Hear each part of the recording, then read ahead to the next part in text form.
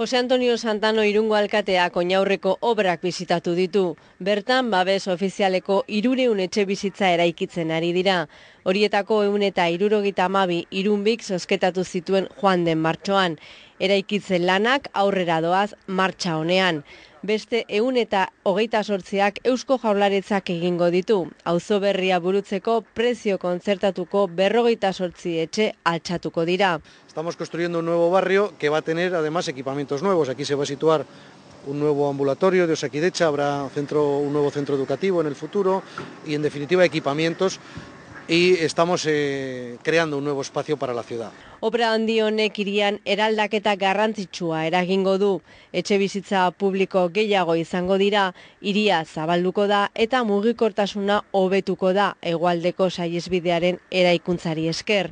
Bide berri hau gauzatzen denean ez da beharrezkoa izango trafikoa hirugunetik igarotzea. Y que tiene que suponer un desvío muy importante de los tráficos que entran a Irún en este momento a través de la avenida de Lizacho, ¿no?